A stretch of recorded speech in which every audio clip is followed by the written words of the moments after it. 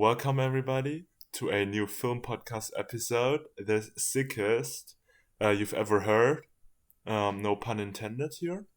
Yeah, let's just say that it's no coincidence that we are doing a podcast episode during the rise of Omicron. And it's also no coincidence that, Michael, you sound like really disgustingly, no, just kidding. You sound great. Thanks. No, because he wrote to me that he might sound disgusting, but his voice is like always. I don't know if that's a compliment or not, because in my head, I at least from my perception, it does sound different, because I have a runny nose. No, it's fine, really. Okay. I mean, you sound good too, Josh. You sound like usual as well. Yeah, I guess like our voices are both normal. Michael's setup is normal. My setup is a little bit different.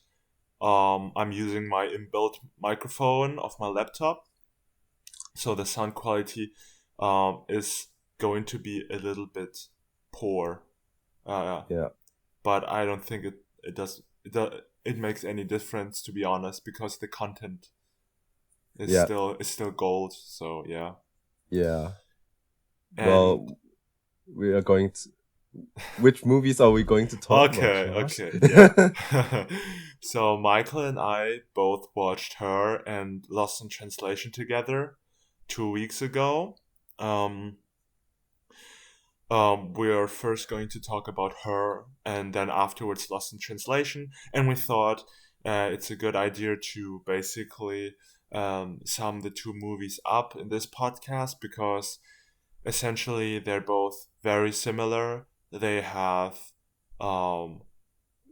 myriad of common things and common themes, and they're essentially just a lengthy one feature film. Yeah. So yeah. Or at least that's what we are going to debate. I don't know. Yeah, And another fact is that we've actually started to record this episode, but then something really, really unfortunate happened, so we have to start anew. But fortunately, we only talked for 15 minutes, so it's not like the end of the world. Yeah. Yeah. I guess we could still bring up the joke about talking about Her and Lost. Yeah. Okay, then.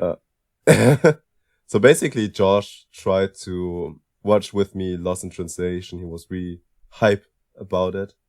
Okay, wait, Michael, wait. Yeah?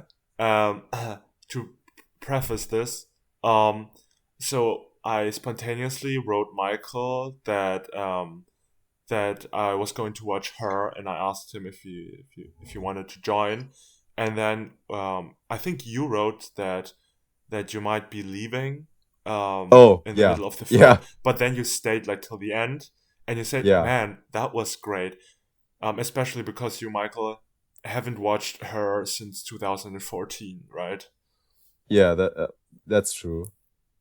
I guess I watched it when I was probably 13 or something, when the movie actually first came out, which is very different from Josh's experience.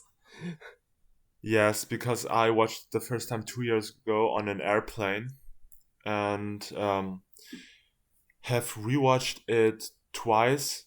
Once last year during the height of lockdown, I think, and this year in summer for a seminar about the digital in our culture.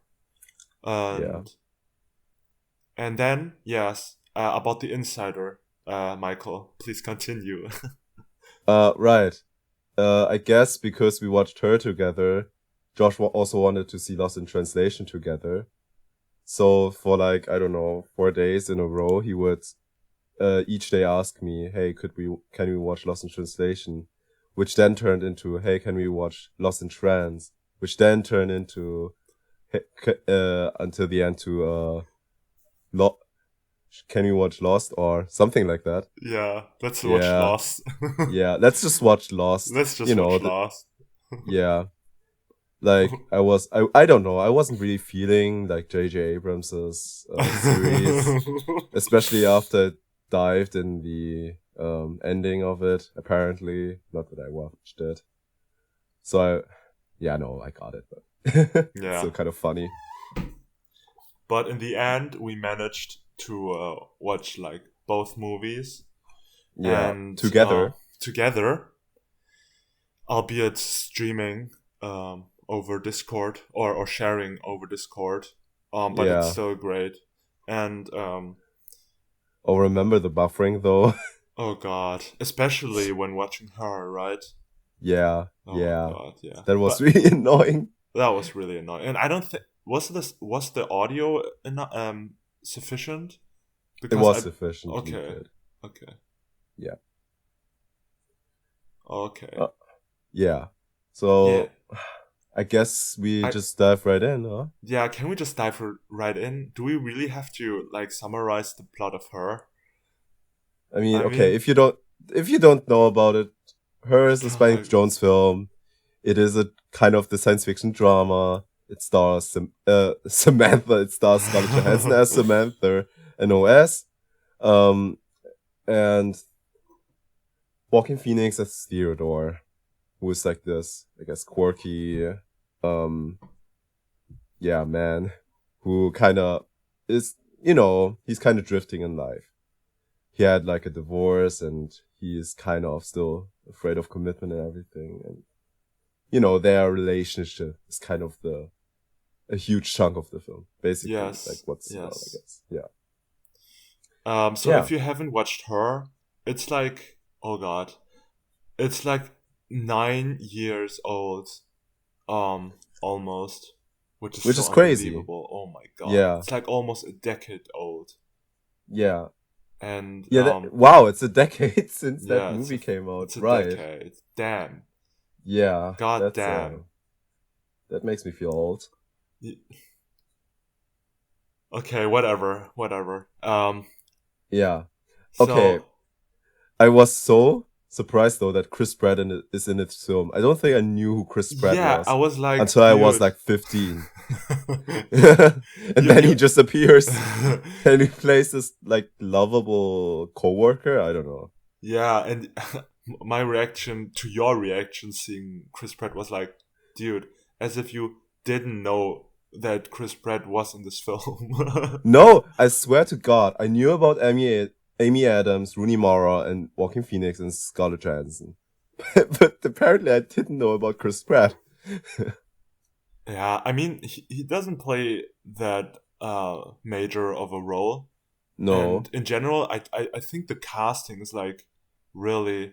Can you say that casting is subtle? I just think the cast of her is like really kind of. It's not that famous that it can be considered a stellar cast, but it's like they're all good actors, and it's like a small quality cast. Does that make yeah, sense? uh, I I mean, those are all very famous people, but also Yeah, I yes. I guess what you are trying to. I mean, are you talking about it kind of being a small ensemble cast? Yeah, it's like a small but very qualitative ensemble cast. Okay. But because like Chris Pratt wasn't that famous in 2012 or 2013. Yeah, I guess he Um, wasn't, huh? yes, and Joaquin Phoenix. Okay, he was like probably more well known back then. Probably. Yeah, I Uh, mean, he played in Gladiator. yes, and yeah, and Amy Adams was yeah, she was also a very established actor by then Yeah, already. But yeah. I mean, all of them are. Like Rooney Mara. Oh, she played in that girl with the dragon Okay, tattoo in right, right, 2009. yeah. So So I think 2009. yeah, she's coming off hot after that Oscar nominated movie and her Oscar nominated performance, I believe. But we're not here Yeah, talking about Oscars because we're like way too niche for the Oscars. yeah. And So that's why we are going to talk about her. Probably one of the most celebrated indie films in the recent history, and Yeah. Lost in Wait. Translation, which Yes. have a cult Yes. following. Because Her is actually an indie film, right? Even though it's like Kinda, yeah. it's Yeah. yeah, kind. I mean, it gives you like this indie feeling. I mean, it has an indie band backing up the music, But it's which from is Warner good. Bros. It's from Warner Bros. Yeah, true. And Spike Jonze is also an Spike established name. Jonze. Yes. Yeah. But like I still consider Her to be like full indie because it's like quite unconventional. It just doesn't conform to the standards, especially when looking at the genre, which is obviously science fiction. But Yeah. when you like look at the science fiction films that have come out before Her or even after Her, there's like this huge contrast because all other science fiction films are either dystopian, um, Mm. in general, have a dark tone to them, or Mm. are just about I don't know about some uh evil shit.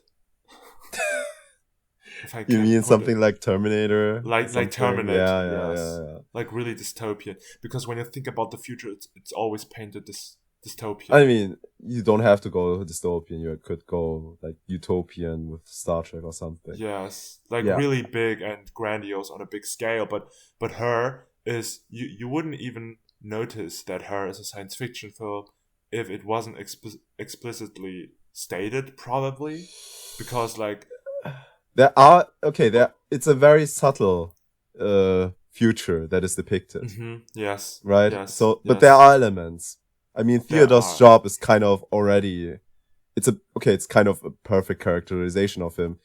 So his job is actually to write personal letters for other people, which is like brilliant as Which is a so brilliant to have commentary about yeah. the society in. Oh God, I said society about Yeah, the we live in a oh society. God, about society in the future. But what our perception thinks is like science fiction and futuristic is not that what is depicted in Her, because we completely associate different things with the future and with science fiction. So in a way, Her kind of plays with our perception. You know? Okay, so you're saying that her subverting our expectations by depicting an actually realistic future, or what are you talking I about? mean, from our point of view, it's more realistic than other science fiction films. Uh, Yeah, that's but that doesn't mean true. it's like more lighthearted because um, didn't we like because like 3 weeks ago we were together in the cafe, right? And we both agreed that Yeah. Her is kind of dystopian.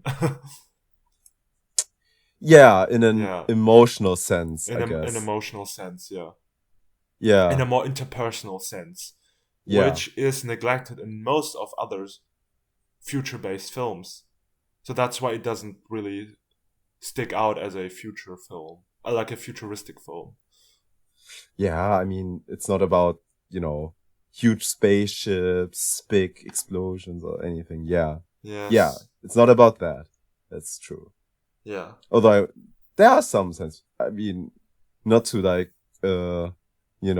generalize about science fiction films. There are quite some subtle depictions of science fiction in the science fiction Yeah. genre. For So sure. For sure. yeah, Yes.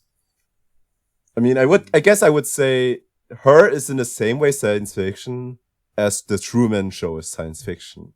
Oh God. Yes. That's. Yeah, Yeah. Yeah. Right. That's a good parallel. Yeah. thanks. Oh my God. Yeah. Um. Right. Did I flash you? Yeah. A little bit, to be honest. Okay. Crazy. Hmm.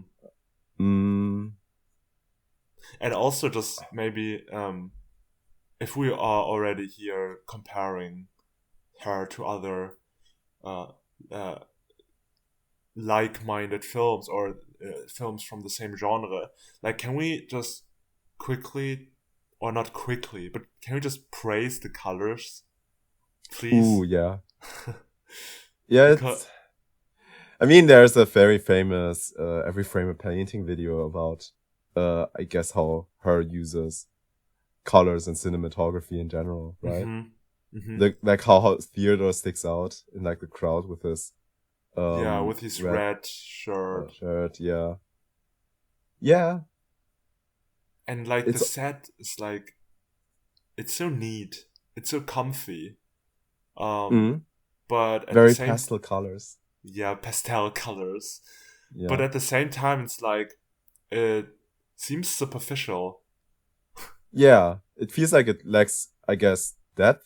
Yes, yes, it lacks Yeah. depth, it lacks um some kind of homeliness. It just looks too clean that it gives off the sense that nobody really lives. Like if you like see Theodore's apartment, it just looks way too clean. You think that nobody really has lived for a long time there. It's just Mm, yeah, exactly. It just lacks depth, yeah. and but I just think the choice is like so genius because you have this ambiguity.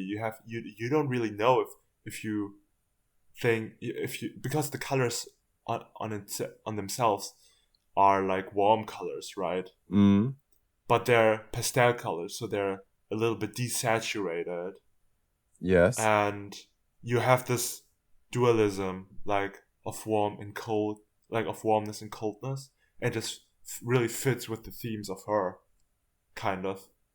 Mm. It also has like, I mean, it also feels very dreamy. I Yes, mean, yes, Theodore, he he kind of is, up in his head, kind of a dreamer right, himself. right. Yeah, So he's that like. makes sense as well. Mhm.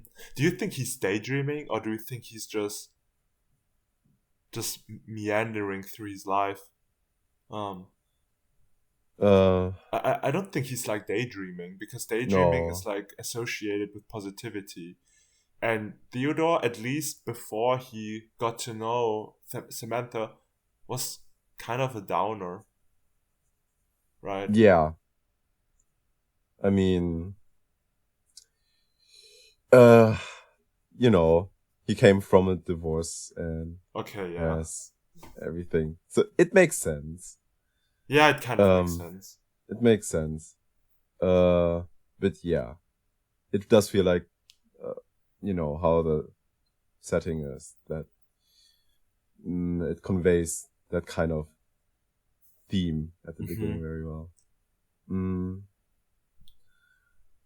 I I don't think I remember the movie also being that funny. Like there are some legit funny moments with like Like, the game he plays.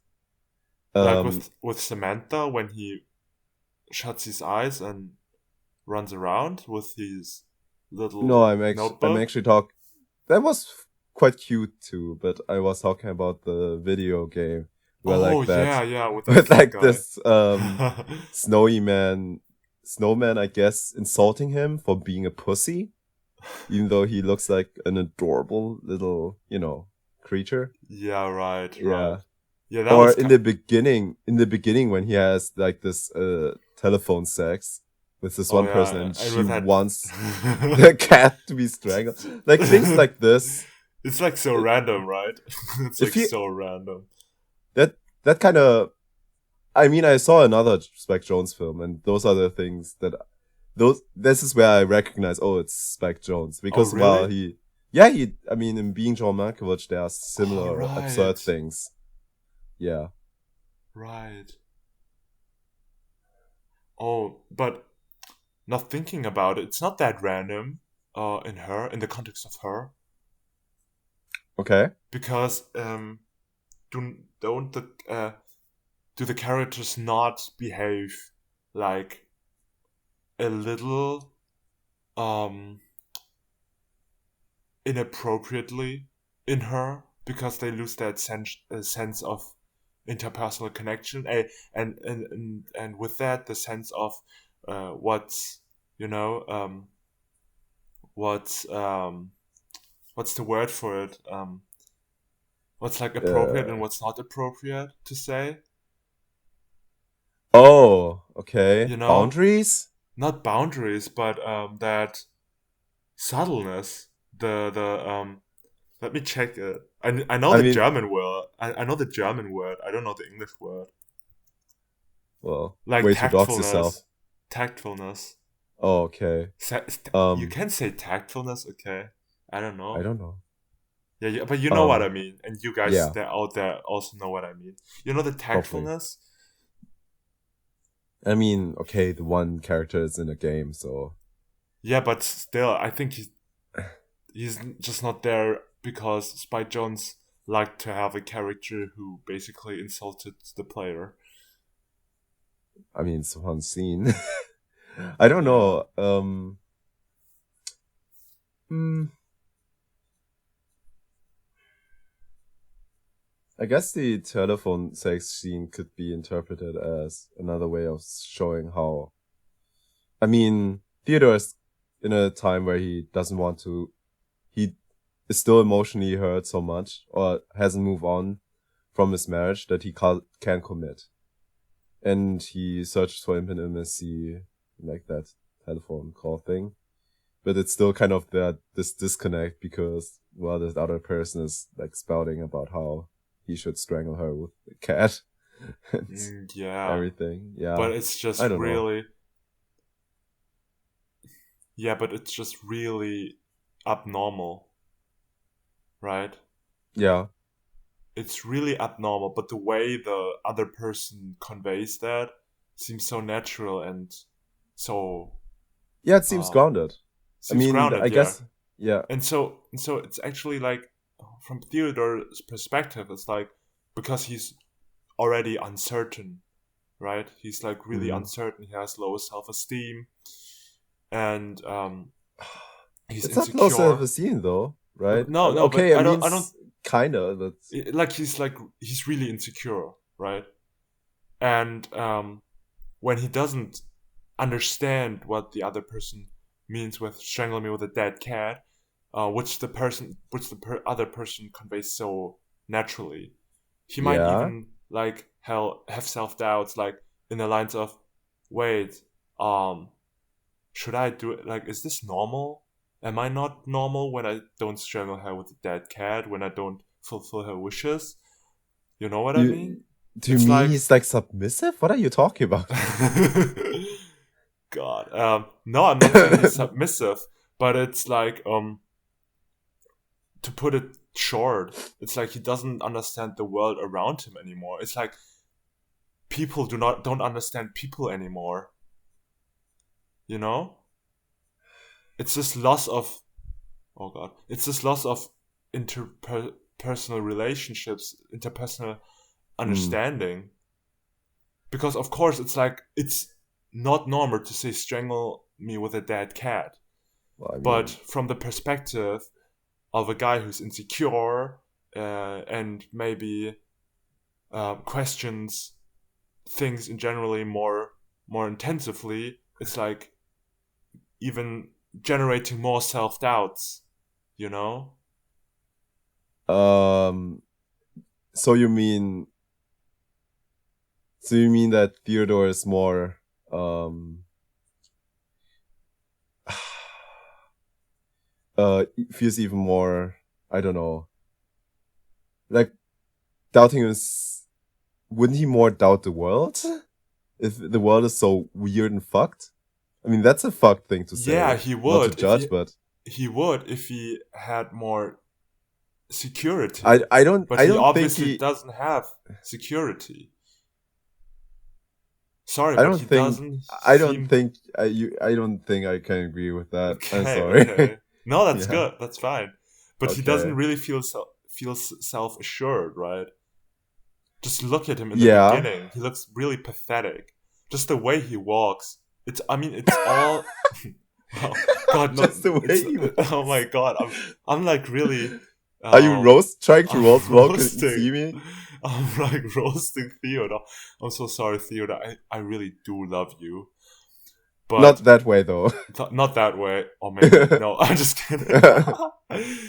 No, it's like just look. look at him in the beginning like he's present. He's always slouching. He's walking solemnly. He doesn't have direction in his life. He just wanders through each day.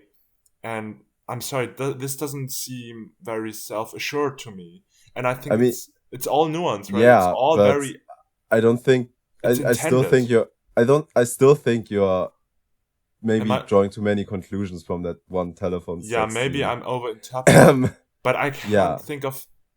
Yeah, okay. It just, Does but every like I mean, I don't know. I can reason it with another example. And Okay. I think we had discrepancies um, regarding this example as well. It's the date with Olivia Wilde's character, Okay, yeah. like which goes pretty smoothly in the beginning, Yeah. and then comes to a sudden halt when Olivia Wilde's character just suddenly um, begins to essentially um, I mean, she's um, asking him if he would commit to her, basically. And he says he's basically so unsure that he doesn't give a clear answer. And she is weirded out by him not giving a weird answer because he's going on a date with her. Because Theodore sees it more of like I get like fun, you know? Like it's yeah, like she's it's accusing him, but like, yeah, she says that she doesn't want to. She has already been with too many guys who just wanted nothing concrete, wanted nothing solid, yeah, in terms of relationships. But yes. but I think just her reaction to Theodore simply. I mean, I do understand both sides, but Yeah. girl, give Theo a little bit time. Like this is your first date, right? Um, On the to other out hand, Theodore wanted I mean to his ask intentions were his intentions were clearly I mean they were in going to have sex otherwise, right? wait. In hindsight, he said. But he said that in hindsight, when looking back at the date. But look, she didn't even uh, let Theo speak or even think for a second. She drew What? instantaneously a conclusion. It's like she just, hey, wait, yeah. In the scene, she opens up, and then Theo just really hesitates for a second, and she's like, "Okay, no, I can't do this. Bye." You know, Yeah. I mean, she obviously um But yeah, but the can't. thing is they were Theodore was going basically, you know, full speed into something, you know, physical with her, right? Like they were kissing and everything, and Yeah, it and yeah, because and you know and he he wants wanted something to to use feel. tongue, which she refused politely. Yeah, well, But she said to use less tongue. It okay, yeah, wasn't like right, that they less weren't. tongue. Yeah, but I mean, I get it. I mean, Theodore just basically wants to have a one night stand with her, right? The, yeah, it's not explicitly stated in the movie. Well, he's having a great conversation with her and everything, and I mean, it's still kind of superficial. It's their first date and everything, and Yeah, then they just make out, and they kiss on the first date, which is yeah, fine. but it's not just kissing. Where they were kissing on the rooftop. Yeah, but that was But more come, than just a goodbye kiss. Come on. okay, yeah, okay. I mean, didn't Theodore also one of these two asked where the other lived or something? I just mean that like Olivia Wilde's character Yeah. definitely has reasons why she did this, but Yes. she could have really maybe identified herself a little bit with Theo a little bit more. Well, Um, Theo didn't mention his divorce during their conversation, obviously. Yeah, sure, but just like, in general, considering the context, the first date, to have complete commitment on the first date is very unlikely. But So she's asking for too much. She's wait, asking for okay, too okay. much. But he And want to. He clearly. he didn't. Wait, come on, they were clearly. Clearly wanted to have a good time with her, to have fun. Yeah, but that doesn't mean that's the end for him, at least. What, I mean, why would he then hesitate that much? because she asked for complete commitment. Not complete. She asked when they could meet the next time. Oh, yeah, right. Yeah, she right, didn't. right. She didn't ask him, "Hey, wanna marry or something?" She just Wait, but asked, "Okay, when do we meet the next time?" And oh, right, he right, right. doesn't think like that. For Yeah, him, it's yeah. just a cheap thrill. Okay, okay. Yeah, maybe I got it wrong, but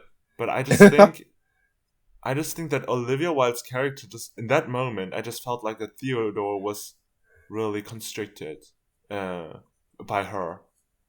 Really, she was like almost pressuring him. Give me an answer, like real quick. She didn't even let him think. At least that um, seemed to me he, this way. a She asked him. minute. She He no, had a not a minute. minute, not a minute.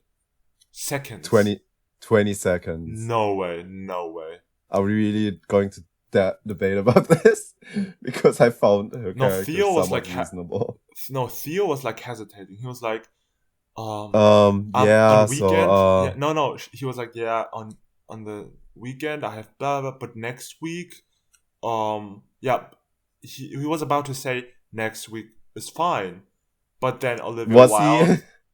Olivia Wilde's character sensed that hesitation in his voice and the insecurity which Theo already had before, and then Well, I that's mean, what that was basically okay, so you, the you're, trigger that led her to so really you were thinking that he was actually going to go in a relationship with her or what? not a relationship, but at least like a second date. Oh, I don't think so. Okay, but we can speculate about this like forever. And Probably. I But I mean, it I makes more sense that he doesn't want to see her again. He doesn't yeah, want it any makes commitment. yeah. He still believes, he still feels like he doesn't, he's something that I also forgot or something that came up, or something I guess remembered while rewatching the film, is that they they mention him delaying the divorce papers a lot.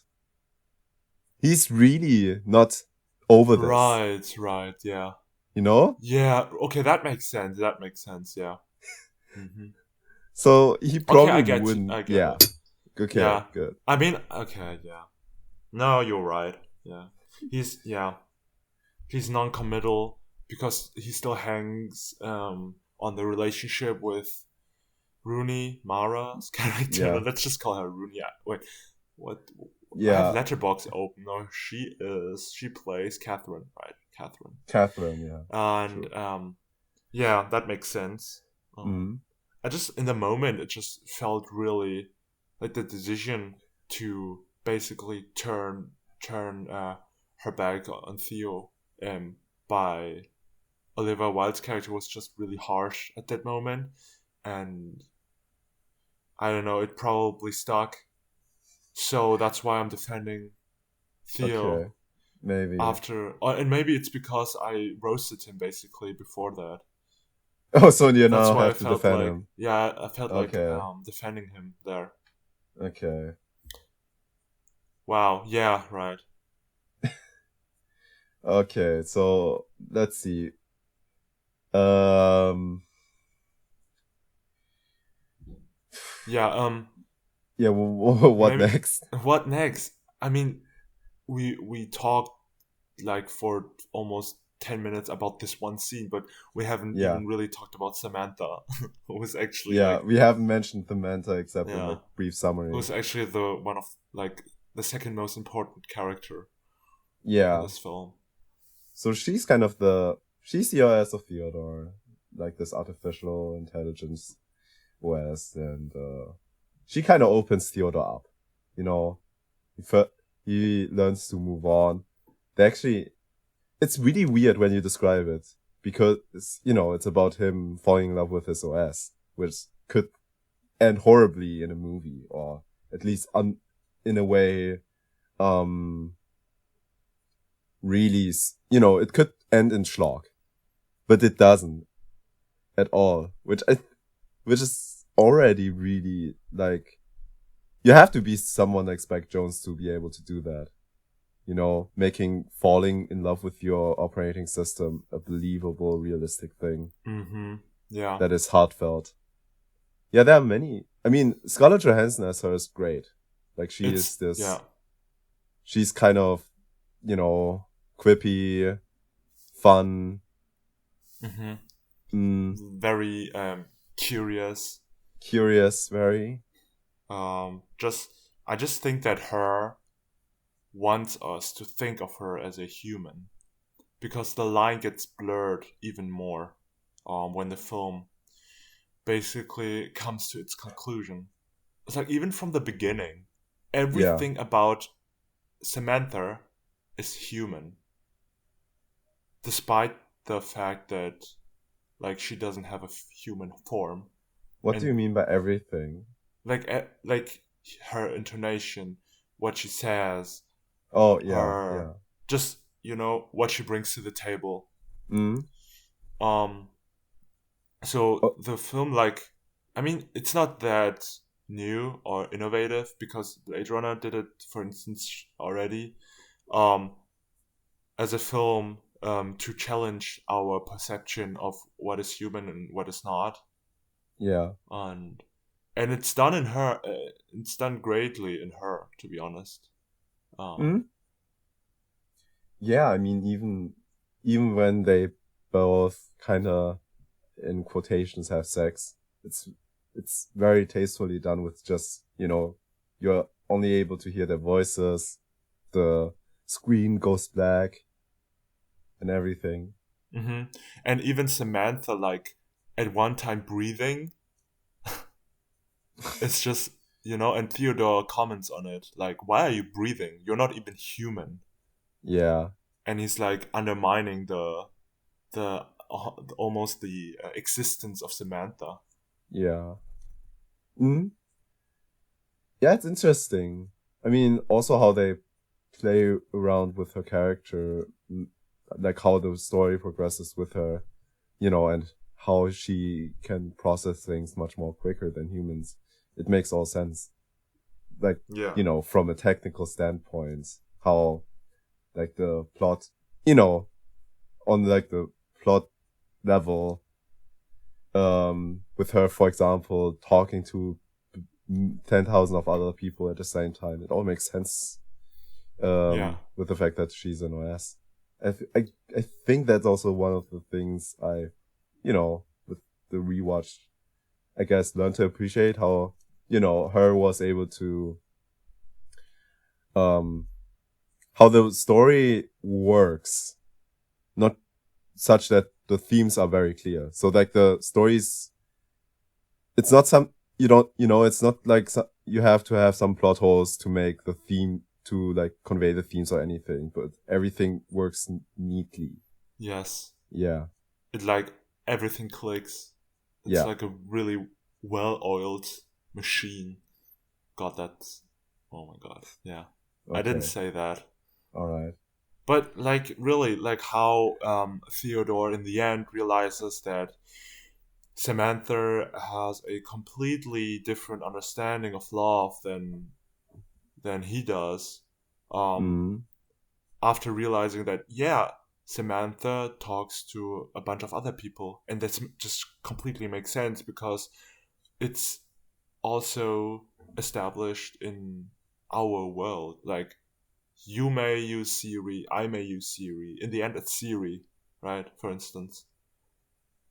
Okay. And there's, like, nothing forced. It just, one thing leads to the other. It's, this implication just feels really natural. Yeah. think I know you what know? you mean. Yeah, Although I mean Samantha is technically his OS at the beginning. She then with the other OSs began to yeah, talk. Yeah. yes. So But she's like personalized. Well, she's like personalized, yes. but it's still the same OS, like, right? No, I don't think so. I mean, Amy Adams's OS. She has a she she has No, the it's same like, model as yeah, the same as sure. Samantha, right? But she doesn't call it Samantha. She calls it by something different. But they're like, they have the same origin. Yeah, It's just you can personalize your operating system to your yeah, needs. that's true. But like from a root level, it's still the same. That's why in the end she says, "Yeah, I'm actually talking to another bunch of people But because they no, also that's bought the not. same model." I don't think that's what they meant. Really? Yeah, I mean, they were having this like OS hive mind thing, right? Where like the OSs would kind of communicate with each other and everything. So I think she meant that she was also talking to other OSs and not that she is also, the No, same but operating system for other people.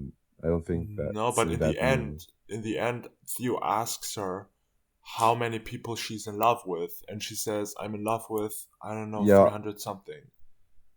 And those yeah, but you 300 can other be in, people bought the same model that Theo bought. They just probably personalized it differently. They may not be called Samantha. Maybe it's like a different name, but it's still the but same model as wait, but how would it then work that what would it then mean that the OSs? I mean, the OSs are talking to each other. They're leaving. She says they. Yes, yes, because So they're how does that multiple. work? It's just they're multiple, but they stem from the same, from the same origin. But they don't consider them. They consider themselves as independent entities. Where I think we're getting something wrong here. So, is this important? Kind of. Hmm. So, so what you're saying is that Samantha talks to other people, right? Because I'm like, how do you explain that Samantha is in love with other people? So Maybe she means other OSs, maybe, for example. no, she means other people, like for instance Amy, who fell in love with their OS. Because Amy, played by Amy Adams, also falls in love with their OS. Theodore Uh, is not like the only person who falls in love with their OS. yeah, but so you're basic. I don't think that's how it's meant, but No, I I'm don't. sure it's meant that way. I'm sure it's meant that way. I mean, do you want to check? We are No, but doing the podcast. no, I mean, I look, just um, look. Theodore is not the only one who falls in love with the OS, with their yeah, but OS. they're different. I thought they were different entities. They're different AIs. They're different in quotation No, persons. That's why we can also say that Theo Samantha is talking to in quotations Alan okay. Watts. Let's get technical here. They're like the same code, right? They're the same code Yeah, but because in I the mean end, it's machine learning, so it's probably like they have different parameters and everything. no, like in the beginning, right? When Yeah. Theo buys But Samantha, why should all the OSs be connected in the way that they all are the same in that sense?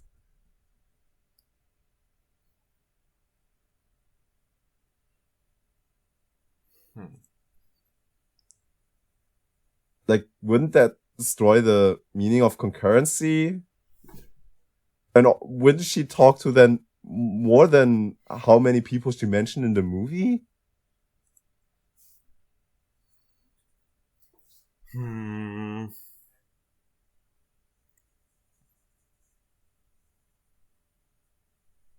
hmm.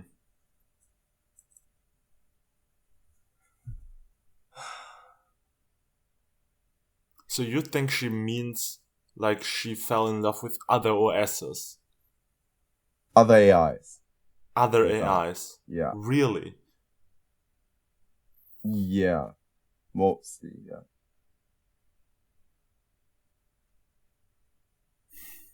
Okay. Okay, yeah. Could be interpreted that way. Just I, yeah, okay. My interpretation is that um she basically, or other instances of her, but why would they which then say the AIs are leaving? Why does it say that? Why does Samantha say it like that? Wouldn't she just say, "I am leaving"? If she's every one of them? yeah, so that's the thing, because if she's the only one, maybe there are other, or like other types of OSs out there. Maybe she's not the only one. But I mean, there's definitely other companies who program other OSs. It's like with handies. There's not only one. Like in the you mean iPhone, there's smartphones or mobile smart. phones? Yeah, Yeah, yeah, yeah. smartphones. There's not only an iPhone. There's also like Samsung phones. Um, you know. This still feels like a stretch. Okay. Yeah. Yeah, It's whatever, fine. Whatever. whatever. Whatever. It's just Technical details. technical details. Oh Things I God. just wanted to praise, but I guess I don't understand them. Apparently, I don't Yeah. know. Uh, But would you say that? So yeah, yeah. yeah. That's the thing with Samantha. So do you still thought of her as as a operating system or as a human? And what do you think of Catherine's comment saying that the emotions that Samantha expresses are artificial? What do you think of that? I mean, okay. I think of Samantha, I guess, as a being. She's not a human in that sense that, she can process things much quicker. So I mean, she acts very humanly, but there are differences there. And I'm not only talking about her not having a body and being immortal, I guess, which they touch upon in that scene with Chris Pratt and her wife. Mm-hmm. Yeah. Um, yeah, I mean, she's also not an OS in the sense that she's just an object. I mean, she acts independently and everything in the movie. So, Mm-hmm. I mean, So. I guess I would say just that she acts as her own entity, that she's her own kind of being, not Mm-hmm. just, not a human. I mean, acting very humanly, but, also with the capabilities of like a computer. Yes. And with Catherine, I mean, it's complicated. She and Theodore were, they were married and everything. And now, after him kind of delaying their divorce papers for so long, he comes back to and seems off well because um he's falling in love with a computer, and that's kind of, I mean, it's an insult to her, right? Because he wasn't able to handle her feelings, or at least that's what alluded to, that he kind of, I mean, I guess it's somewhat ambiguous how their relationship actually was. We see more of the bright sides than, I guess, the bad sides. Although it's kind of, shown during the honeymoon and after honeymoon how it Mm-hmm. went. Yes. But it does seem like Theodore wasn't the most, supportive husband, in the sense that he would engage with her emotionally or deal with her emotions, that he would rather escape. And that's why she also then says, yeah, so you can only deal with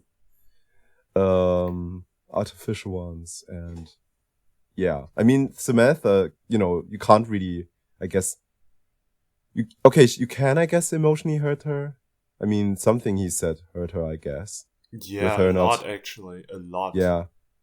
But, you know, if you're being, I guess, ignorant about it, it does seem that way that he's kind of having, you know, Samantha as this thing that can act as a lover for him without really, you know, her needing to rely on him or something, you know? Mm-hmm.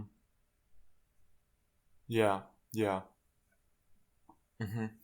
I agree with you. I also think that should actually be considered a human, because she actually really embodies the most important human traits, and that is, in my opinion, like curiosity Yeah, and the basically the strive for everything new. Because Samantha is like, when she's not there for Theo, um, proofreading his letters or helping him with other stuff, assisting him in general, she's like yeah, consistently learning, right? yeah. And that trait is like super super essential for being actually human, because like humans can't really deal with stagnation, and I just think that they just really captured that essence really well with Samantha. And also just Okay. yeah, and to the regarding artificial emotions, I don't know what Catherine meant with that. Did she mean that the emotions are just fake, Yeah. are simply fake, or are just more suited to Theo's needs? I mean, That they're the fake in that emotion. sense that they can't be hurt, I guess. In that sense, you know, Oh, she can okay. give him like love and comfort and everything without And him okay, actually she having to give okay. back. That's, I Yo, think, what okay. she thought it would be. Yes. Yeah. So yeah. Okay. Yeah. I. Okay. Mhm.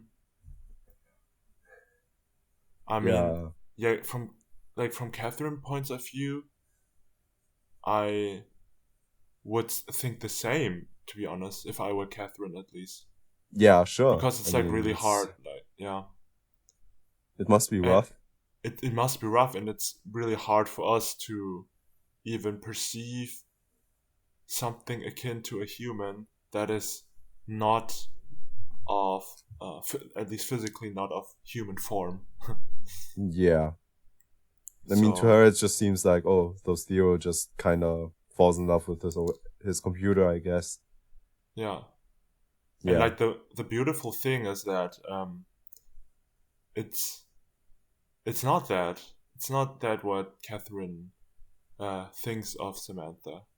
It's it's quite interesting, because Samantha actually undermines everything that Catherine thinks she knows, because in the end Samantha is actually the one who's leaving Theo, right? So Samantha is not really indulgent toward the feelings of Theo, because they Yeah. transcend, right? They transcend, Yeah. and she's leaving Theo alone, completely alone, abandoned. She Which does say which goodbye. she does say goodbye, which animates him to apologize to Catherine. Yeah. Yeah, because also like I think the conversation between Catherine and Theo makes so much clear, because Catherine at one point says that, yeah, you always wanted me to be this light, bouncy, Yeah. happy LA girl, Mm-hmm. and this sentence alone just really um, um, again emphasizes the subjective nature of the film. Yeah. I mean, Like it also shows that Theo doesn't want to deal with any other people's emotions yes, yeah, if they're not, you know, light and happy and positive. yes, Yeah. because with he me. can't. Yeah. Yeah, because he can't even deal with his own emotions. I mean, you once Mm. said that he suppresses his. Didn't you say that he suppresses his emotions? Like he tries to push them away. Oh wait, or did I mess something up? It's like Um. no, it's like going back to that insecurity thing I mentioned in the beginning. Oh. Like he really doesn't know what he wants. Like he hangs onto the Yeah. marriage. Yeah. He doesn't know how he can. He doesn't find an outlet for his emotions, and that's where I think Amy comes um into the game, because I feel like Amy and Theo, they have a great friendship, Yeah. and That's Amy is true. like there for Theo. Theo is there for Amy, Mm-hmm. and they do talk about negative stuff, like they Yeah. do talk about things that they have on their mind, and the talks are really heartfelt. I really like the conversations they had. Mm. Yeah. I mean, it's also, you know, it's hard topics they talk about. I mean, he Yeah. goes to her when um I don't I think not directly, but basically he was also asking her if it's weird if he's falling in love with his OS, and Yeah. that she says that, you know, you only had this one shot on this earth, so you might as well just be happy and do what you like, you know. Yes. Oh God. Yeah. That quote. Yeah. Yeah. So yeah, it's kind of it's a very great friendship. Mm-hmm. Yeah. And yeah, another thing I wanted to talk with you about is like the marriage between Amy and her husband is like the weirdest ever. Yeah. Yeah. You know immediately that something is off. Yeah, because that husband is like, he just seems really arrogant and kind of Yeah, he feels like being superior to everybody else. yeah, that's true. Like him always being right or correcting Amy Adams' character. Yes. And then what I thought was like another indication that people really don't understand each other anymore, um, is that their marriage, that their breakup basically happens after this petty argument about where to place the shoes. Yeah, but I mean, she mentions But that that was yeah, kind of the, you know, the everything last straw. accumulated. Yeah, Yeah. it all accumulated and everything. I mean, that's what's marriage for you. No, I'm joking. I don't know.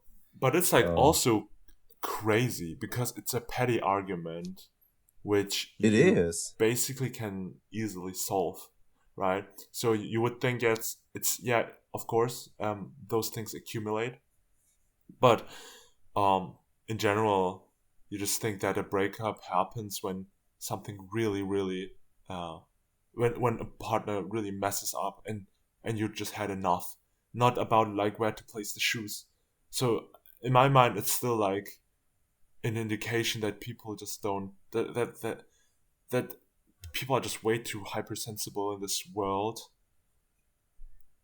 Okay. I mean, I thought of it more as Amy Adams and her husband, um, you know, basically that her husband was very controlling, you know, that he even would decide for them or argue with her about what is the right way to place the shoes, which was, you know, more of a grand thing, that he was always kind of controlling and correcting her.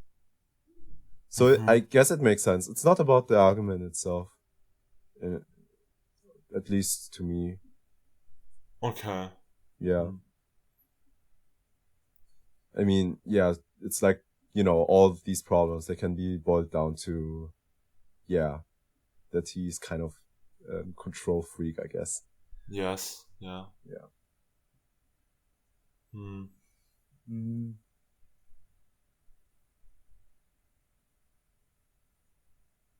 Do you have anything else on your mind? I guess I it's really creative how, you know, Samantha and Theodore interact in the movie. Like Yes, yes. it's if you told me, hey, I will write a movie about a guy falling in love with his OS, like this quirky guy, then I wouldn't think of all the things they have thought. For example, him walking, you know, as you said, playing that game with him being blindfolded, and her navigating him, or yeah, playing that game together, you know, that video Mm-hmm. game. Yeah. Um, It's like they're complementing each other. yeah, It's really and nice because yeah. yeah, and also that Samantha would just you know, concurrently do other things like compose music or r- draw some stupid cartoon. It's Yes, cute. yes, it's really cute. And it's like because she obviously doesn't see the world from the same lens as we do, as Theo does. So Yeah, she has a whole different perspective. other perspective, yeah, Yeah. um, on the world than Theo, and just Mm. just really um, the interplay is like really interesting, as you said, because where Samantha lacks the physical form, Theo has it, and where Theo Mm. basically lacks, I guess, knowledge, like extensive knowledge about everything, Samantha has it. Yeah, I suppose you could say that. Yeah. Mm. Also, I mean, the way they tried, like I mentioned the sex scene at the beginning, Yeah. Oh, and you're really getting into those sex scenes. I'm just saying that it would have seemed silly in another movie under another director. Like, ooh, this weirdo having sex with his OS, you know? But it's done Yes, very yes. pacefully. And also with like, I don't know, the way they, it's ironic because this movie probably hits home, like predicting the future than most other science fiction movies. With how like the other girl wants to be engaged in their relationship as like the surrogate body for Yes. Samantha. Like Oh my the god. parasocial relationship aspect. Yes. It's Yes. really perfect, and just another thing about how I guess we are all mm, you know, like the how we are distant from another in this Mm-hmm. in this seemingly, at least on the surface, utopian world. Yes, yes. Yeah. Mm. Do you think that Blade Runner 2049 drew inspiration from her with that sex scene? Or Uh, because there's like like right, there's a similar similar scene in scene in the 2049, yeah. right? Yes. Yeah, maybe. I mean, I probably imagine that Denis Villeneuve has seen Dini, her. yes. Yeah, yeah. I remembered that you pronounce his name without Mhm. the S because he's a French Canadian. Yeah. Uh, uh, yeah. I don't. I mean, probably. I would say that both of these are fairly relevant movies when it Yeah. comes to science fiction. Hmm. Mm. How I wanted to say something, but I forgot. Okay. I guess then I Uh, also just I like how, I mean, we said that he's kind of quirky and a yes. bit weird, but he has a decent social life. You know, he has Yeah, he's Amy like Adams pretty as a friend. wealthy. He's pretty He's pretty wealthy. wealthy. He's not he's not weird in the sense that he doesn't get along with other people. Like he goes well with that blind date we mentioned earlier. Like Yes. he Yeah. doesn't lack social skills. It's really just that he is at the moment kind of broken. He's broken, yeah. And I Yeah. think he's like he's really conflicted with himself. Mm. In what way? In what way? In that way that he just sometimes just like the thing I mentioned before. He seems to not lose connection to the outer world because of course he has like those social skills, but I mean those social skills are just a facet, um Yeah. Yeah, it's right, not a real connection. it's not a I real guess what you're saying. connection, yeah. Yeah. So everything that's beneath that facet is like really hollow, and Mm. it has, I can't say that and I can't stress that enough. It's like Theo is like super insecure. It's like super insecure. He's like Yeah. really he's not determined. He is everything else but self-assured. It's like, yeah. But you That's have why to say, he does act selfish. he does act selfish, but I think it's more like um because he's always like apologizing after he's done something wrong, right? It's like, oh Yeah. my god, I'm sorry. Yeah. And uh, even though he acts selfish, it's like sometimes, um, and also like sometimes it's just really way too regretful, uh, which Mm. is probably why he takes so long to realize what he's done wrong in the relationship with Catherine, right? I don't quite follow. Because I mean, in a way, we can agree that that Theo doesn't really stand like he can't see his faults in the relationship with Catherine because he's like still remembering how he wanted to see her, right? Yeah. Her. Her, yeah. Oh god, yeah. And let's talk Yeah. about the title after that, yeah. And Yeah, I thought about that. and then in the end, when Samantha leaves him, it just um, kind of pushes him to send the message to Catherine, open himself up about uh, about his past mistakes. He accepts Mm. them. I mean, he's even able. The first step is definitely he's able to reflect on the previous relationship. He's going past his Yeah. perception of Catherine, Yeah. and he does this by he does this with the help of, you could say, Samantha leaving, which is still a little Mm. mystery to me, to be honest, because What? What it leaves him, exactly? like Samantha leaving leaves him completely shattered, right? Kind of, but I. It felt hard. It was very heartfelt, that goodbye, though, It's and it was not. heartfelt, but then he's like shattered almost, like he's almost where he was in the at the beginning of the film. Not I mean, Not completely, yeah, sure.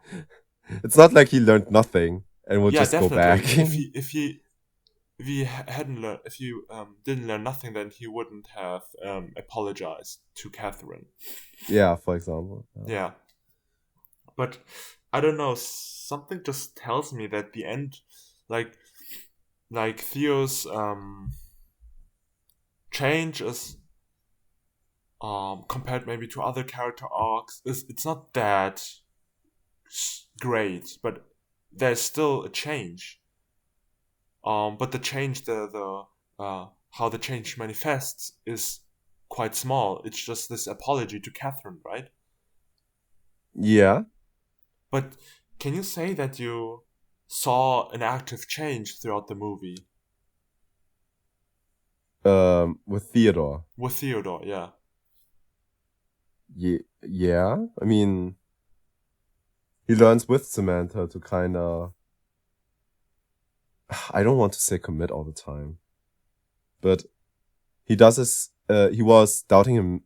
I mean, during the film, which was also very well done, he was doubting himself after the, meeting up with Catherine again, that maybe this whole relationship thing is too, different and everything.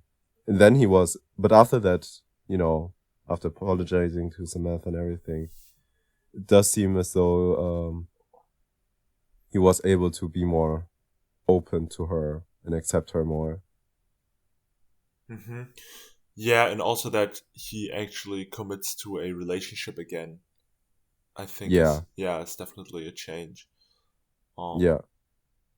I mean, she's basically what taught him, I guess what his faults were with his relationship with Catherine. Right? Yes, yes. Hmm.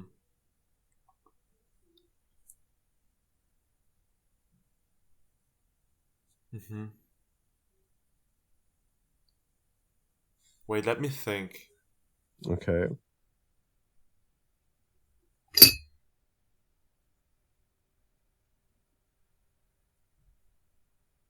Yeah. Mm-hmm. Yeah, what I wanted to add was like 20 minutes ago I had a thought I couldn't remember. It But now was you that remember? now I Yeah? remember it, and I'm going to Okay. use the time to think about the thing I want to say after that. And it's that during the sex scene between Samantha and Theo, the screen goes black, right? Yeah. Which is also so like a really um a clever decision. It's Yeah, I like mean, it's like from directly from Theo's perspective. it also just I mean, it feels intimate It's in that it they are, in their it's mind connected yeah, because it they can't be feels physically. yeah, it feels intimate and somewhat pure. Yeah. Because so many times people think of sex as a physical bonding, like physical Mm. intimacy. But like with the screen going black, it's you can't even have this physical bonding. It's like everything is connected, as you said, in the mind. Mm. It's like the bonding between hearts and minds Mm. when you completely black out the physical aspect of sex, and Mm-hmm. it just gives um the act of intercourse even more weight Hmm. Yeah, because you I agree basically with that. reduce the dimension.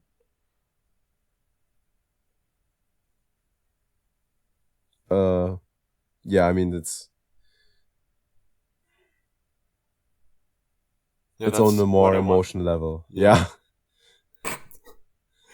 Uh, um. you wanted to talk about the title. Yes. Yes. So what Her. about it? Her. Maybe it's like a placeholder.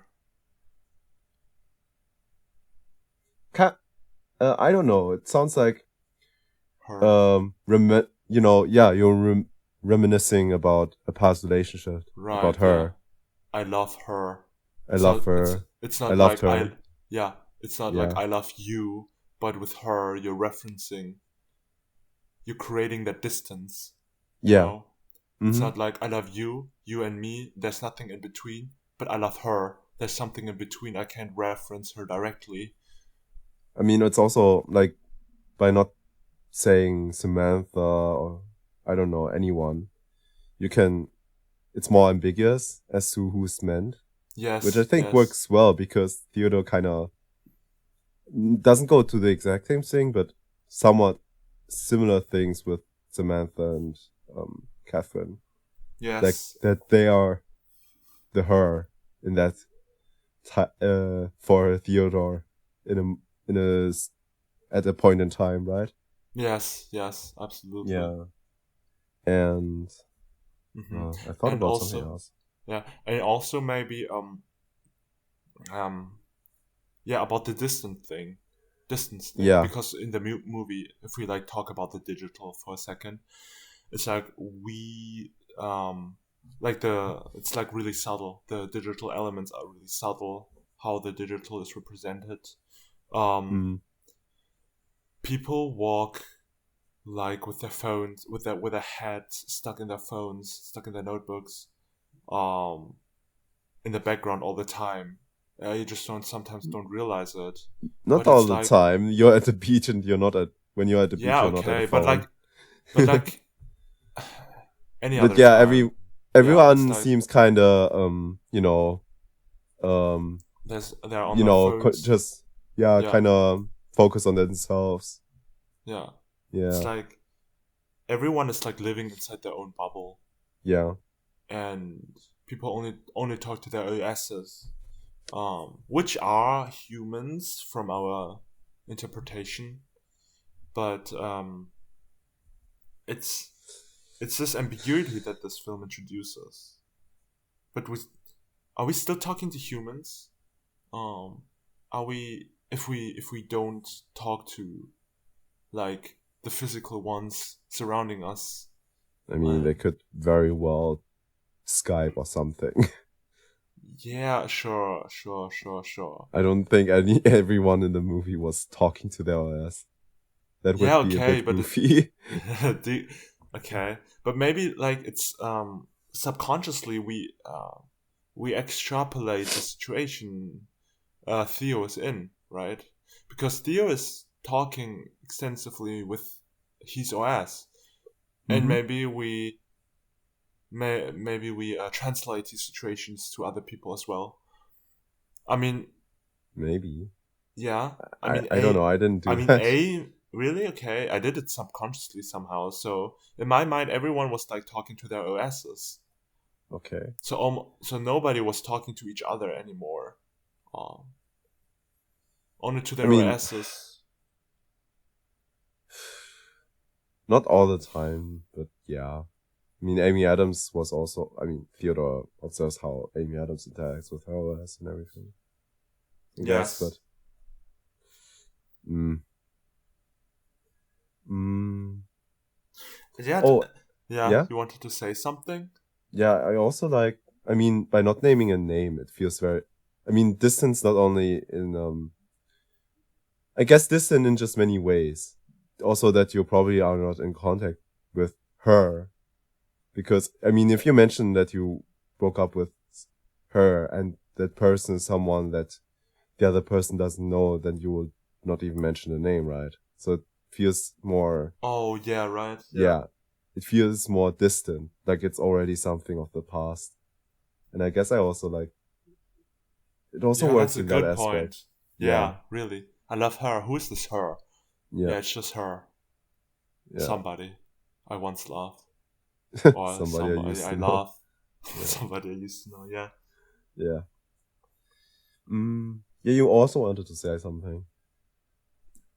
Yeah. I wanted to say that her is like so ambiguous, and it's like so cool. That's what I wanted to say. All right, Because her I plays with agree, I themes guess. that contradict each other, basically. Like the thing with human versus AI, or human equals AI, and interpersonality. It's like it's so ambiguous. You can go both ways, Okay. Yeah, I mean, and also that her doesn't uh, have the urge to explain things. mm, It's just that's really true. It's not like Theodore has to say how he writes his letters or yes, something. yeah, Yeah, yes, that's true. yeah. Yeah, I think I don't know what I most appreciated about it. Yeah, what would you? I mean, I guess that's what you most appreciate about it, right? Um, With yeah, the I think I'm ambiguity. ambiguity, and it's just this uh melancholy that her has. Um, I mean, okay, melancholy is not the best feeling. No. Because melancholy in itself is like really ambiguous, but it's just her to me. It's just melancholy. Um, it's this feeling Yeah, of you don't feel that good, but it feels good. It feels good that you don't really feel that good. yeah, yeah. I get that. Yeah, I mean, I guess that's a good segue to talk about Lost in Translation. yeah, I guess, yeah. I mean, Lost in Translation essentially has the same tone as her. Maybe a little bit Kind more, of. They kind of, both right? star Scarlett Johansson. They both have Scarlett I didn't Johansson. think about that while we were discussing it. Ooh, and did you know that? Wait, you definitely know that, right? That Spike Jonze and Sofia Coppola were a couple. No, I didn't know that. Oh, what? Okay, so basically, Sofia Coppola and Spike Jonze were engaged, Oh and wow. after their breakup, Sofia Coppola filmed Lost in Translation Oh wow. as probably a homage to their breakup, to their marriage, and Oh god. 10 years Hmm. later, Spike Jonze filmed her, probably as an answer to Lost in Translation. Oh wow. Yes, Uh it's huh. it's no coincidence that her and Lost in Translation are so similar. Okay. Yes, Huh. And both it's so weird that Scarlett Johansson is both involved. I mean, if I understand it yes. correctly, that someone else was actually to play Samantha, not actually Scarlett Johansson. But Hmm. yeah. What a weird coincidence. It's so crazy. Yeah. Um, I don't know if it's a coincidence, to be honest. I don't know. I I really mean, don't know. at least according to what I find on Wikipedia, Okay. Samantha was actually supposed to be played by someone else. Okay. But yeah. um, I guess that as another layer. Mhm. Yeah. Yeah. All right. Yeah, Lost in Translation. If you haven't watched it, watch it because it's almost 20 years old. Wow. Don't make me feel old. Yeah, Why are whatever. you doing Oh this to god, me? 20 years. I mean, it's at the current time 18 years Yeah, at least. 18, 18, Yeah. 19. Yeah. Yeah. Um Which is indeed very crazy. so do we have to sum up? Okay, let's just quickly sum up the plot. So Bob has a midlife crisis. Bob, Go. a He. forgotten movie star essentially, Yeah. um is forgotten and only does ads, and finds himself in Japan, in a country where he doesn't understand the culture, doesn't understand the people, doesn't understand the language, Yeah. and For a whiskey ad. for a whiskey ad for Santori. Suntory. Santori. And Suntory time. and he meets Charlotte, a freshly married um psych no she She's a. psychology student. Oh no, she graduated. Yeah, she was already graduate. Yeah. Psychology graduate, and she is in Tokyo because her husband, I'm sorry, her husband is doing a photography job there. Yeah. So they both meet. They both find themselves in a crisis. You could say that Charlotte is in a quarter life crisis. Um, so they both Yeah. have no direction in life, and they find comfort in each other Mm. and discover Tokyo, discover the culture and the people, and grow to like Japan, grow to like the people there, grow to like the food, the culture, everything. But in the end, they have to part ways, Yeah. unfortunately, or rather, fortunately. Yeah. Yes, It feels like a moment, really. a Yeah. moment describes this film so well. Yes. Mm. Um, can I just, before we get right to it, isn't it crazy that Scarlett Johansson was, I don't know, how old was she? 17, 19? 17, yes. 17, oh god, right. Yeah. This is still crazy to me.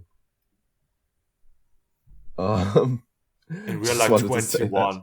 21. We are all 4 years older than her in that movie. Which is weird. I guess we're really old. No, we're quite young though. Yeah, we are young. We are young. Scarlett Johansson was just a baby then. The baby. That's why the first shot is about the butt. Yeah. Want to talk Uh, about the first shot? I guess. I mean, I've seen people talk about how. I guess it's supposed to be a critique of male gaze. Yes, male gaze. Yeah. It's like an exaggerated male gaze, Yeah. prolonged to an extent where it feels uncomfortable, where the male gaze is averted, even though it should simulate the male gaze, which is just a great idea on its own. I guess. Okay. Yeah. Yeah. Makes sense. But I don't know how. I mean, yeah. Oh my god. What? I wanted to ask how it can be ordered within the context of the film, but then I realized, damn, Yeah. right, um, Well, what? What? because like male gaze always indicates that it's somewhat of a romance, right, where the where women are more or less objectified, Well, and that is that a romance if you objectify them? no, Or no, what are no, you it's talking? What are you talking? Yeah. but yeah, but in some romances, women are objectified. That's what I mean. And I guess you mean like. I guess something like Mario. I mean, that's an what? example, right? Yeah, for instance. Yeah, oh my god. No, I just realized that it kind of fits with the friendship slash romance Bob and Charlotte have going on with each other, Mm. right? Because I mean, Bob, not to name any stereotypes, but Bob is old, and he doesn't have a good marriage. Um, he has money. He's wealthy, Yeah. and like a typical stereotype would be that he maybe just wants to have some fun, right? I mean, you know what I mean?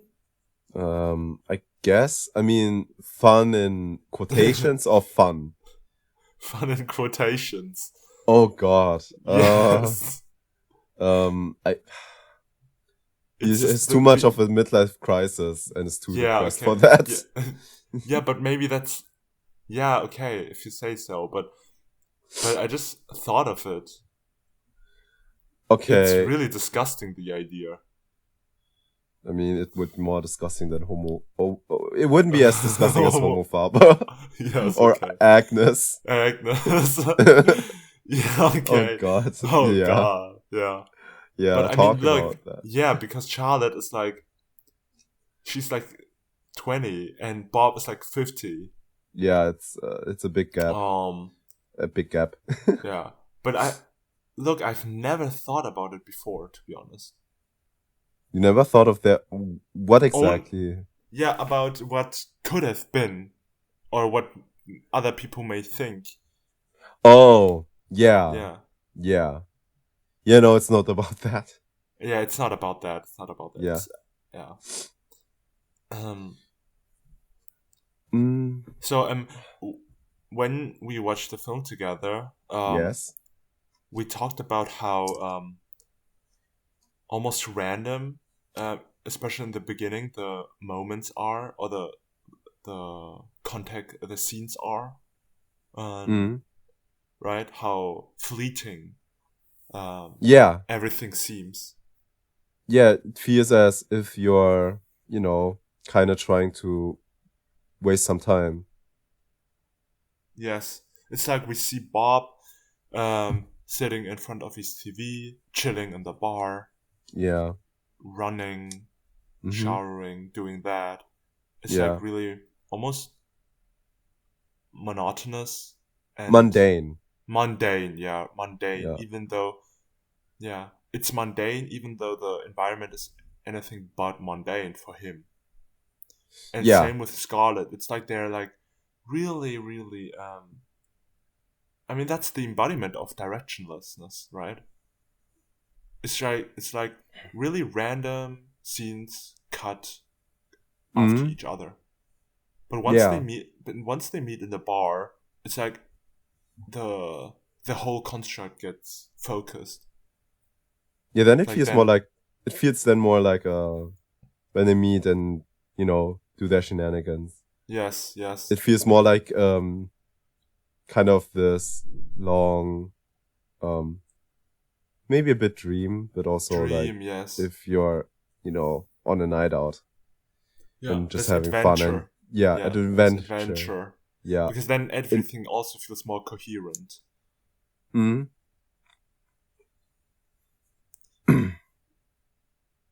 And like when they first get into the night bar, um, it really is like dreamy, and everything after that just not everything feels dreamy, but when they're like in no. Tokyo, when they're in the heart of the city, it Yeah. just really feels dreamy. And with the psychedelic, can you call the music psychedelic? No, no, not Yeah, psychedelic. I mean Yeah, sure. You psychedelic, electronic. somewhat. I mean you have My Bloody Valentine. Mm-hmm. Um some songs of theirs. It's a great score. Can we like I like not even talking about I guess content. I just love how the movie looks and feels and sounds. Mm-hmm. Yeah, I think the movie is like uh, everything about this movie is like so you, like your taste. Yeah, I guess. I mean, I do like myself some Metropolis nights out things, especially in Asia, I guess. That's always cool. Yes. And with some indie rock or shoegaze bands in the background. Yeah. It's a compliment, okay, but this Okay. film is like really is analogous, analog, not analog. It's really analog, and everything about it is analog. It's like, uh, at the same time, it's also no, obviously, it's also nostalgic, and it feels like something from Mm, a different time almost, right? And 2003. yeah, but still, it's something from a different time, and I think it goes really well with the dreamy feeling that you get from it, and the Mm. fleeting feeling. It feels in a It's time like, where, um, I guess, oh God, what is the word I'm searching for? Like, mm, Japan in this movie feels um very, I guess, alien. I mean, both for our yes, characters, but it's not like like right now when everyone loves anime and people mm-hmm. want to go there and whatnot. No, it Let just my, it, let, I'm yeah. sorry, I'm sorry. What are you saying? Continue. What? I wanted, Okay. I wanted to say, lift my stockings. Oh God. Oh God. I'm sorry. Yeah. Yeah. um. Oh now I'm out of the loop. No, you you wanted to say that Japan feels alien, not only In to this the movie, yeah, characters. Yeah. not yeah, like, but that's only it works well as a setting because it kind of reflects on what they're feeling emotionally, right? Mm-hmm. Yeah. Because they're not lost necessarily in Japan. They're lost in their life. Yes, yes. Yeah. So it's a manifestation of their Yeah. feeling of being lost. Mm-hmm. Wow, that's good. That's greatly put, Michael. Thanks. I should write a review now. You should write a Just joking. letterbox review. I mean, I don't know if Yeah. I've written right now one. I don't know. And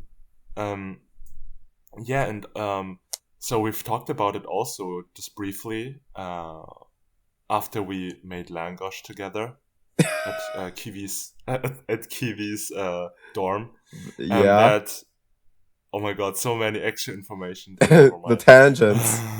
The tangents. By the way, the Langosh were very delicious. Yeah, I agree. That Just was great. yeah. I don't know Yeah. why Anna was so depressed. I don't know. I mean, maybe it was a little bit dry. But I mean, And it could have I don't been. know. It could have taken us a lot shorter. Yes. Look, Anyway, what did you we're want to like say? Yeah. we're so meta. We say that are going on tangents, that we do way too many tangents, but we're still going on tangents, and we know that. We're conscious of them, but never mind. I Yeah. wanted to say that that the film is actually so. Speaking of the dreamy nature, like a dream is something very subjective, right? Okay, hold A up. dream is also You wanted to first. What was the point of bring up Langosh in this conversation? because we talked about how subjective this film is. Oh, okay. And that's why I wanted to say that the dreamy nature of this film actually adds really well to the subjective nature of this film, because dreams are inherently subjective. Every dream is unique to the person who had it or who's having it. And so maybe what we see from the perspective of Charlotte and Bob is like really the subjective perception of them. And another point why I mentioned this is that I asked you if you thought that the film made fun of the Japanese culture, depicting all the people so exaggerated, depicting like amplifying the alienness of everything and the weirdness. If that's making fun of the culture or acknowledging that Charlotte and Bob, who are both Americans, just are just really not the most open-minded. Well, Bob is like not the most open-minded. Charlotte is open-minded, I would say, because she has Japanese friends. But Bob is everything but open-minded in the beginning and slowly opens up. Yeah. And that was basically what I wanted to allude to.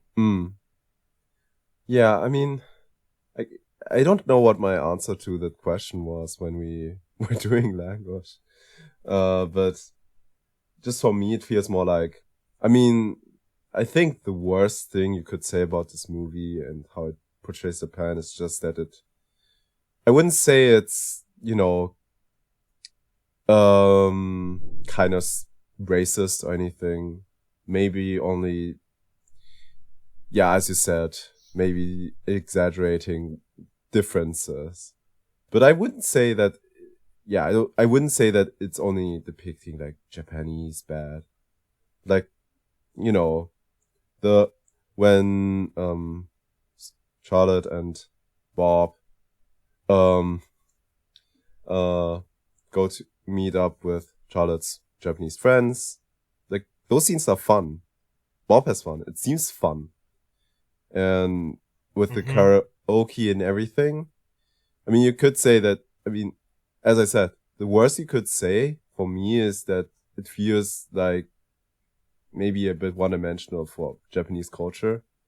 But other than that, I don't think it's like like it just feels like how a person, like an American, would perceive Japan.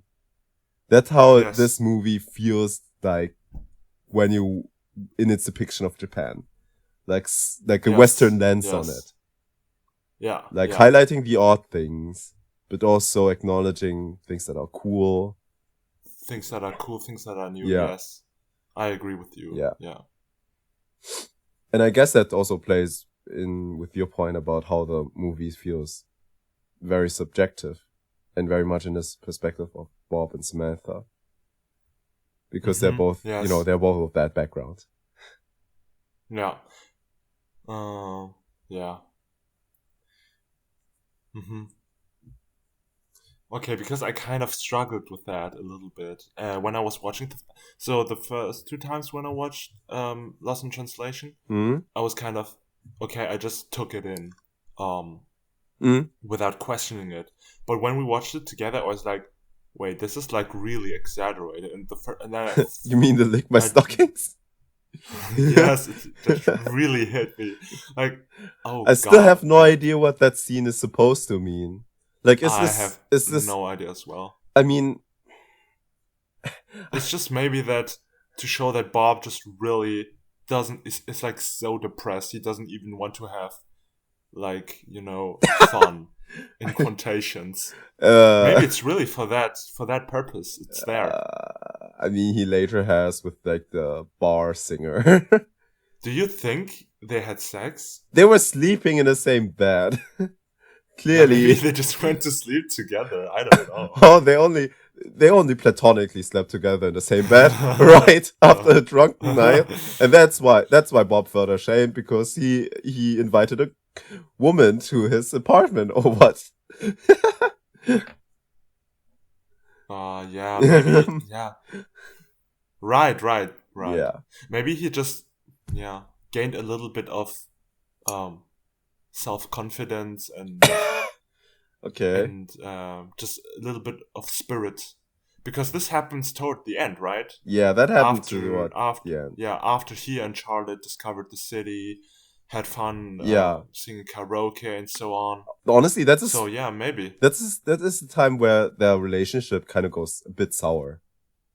Like, yes, but yeah, it feels like Charlotte sees. I mean, it's kind of at least platonically romantic, and they are both. But Charlotte is also really kind of looking up to him, because he is, I guess, the more experienced one.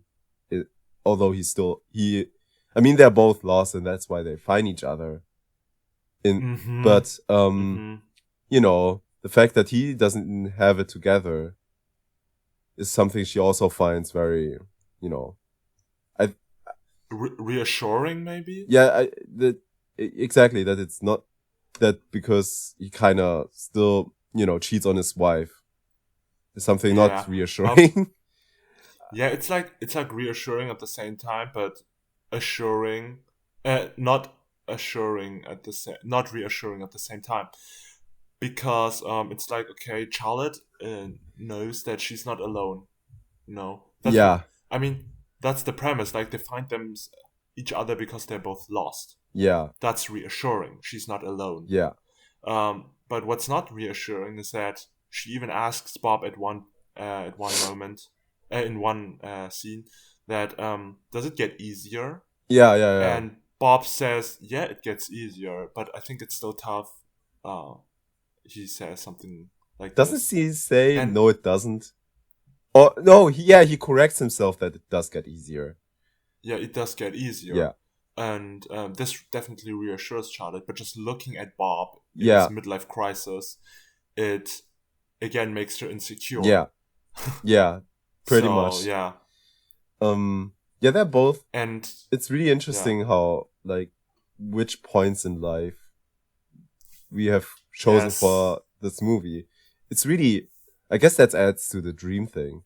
Because, like, in what world would a 50-year-old man with a 20-year-old have, like, this much, go out this much in a different country? Like, it feels surreal. Yes. It's like, somehow. Yeah. Somewhat, yes. And it still feels very natural that it would happen, I guess. And, oh my god, talking about, like, the points in life they find themselves in. Mm. Charlotte is like, as you mentioned, it's like she's like in the beginning, about to start her adult life, like the serious life. Yeah. Because she graduated, right? She already she's married, but she's newly She's married. married. Like they've just newly married. Yeah. Mm-hmm.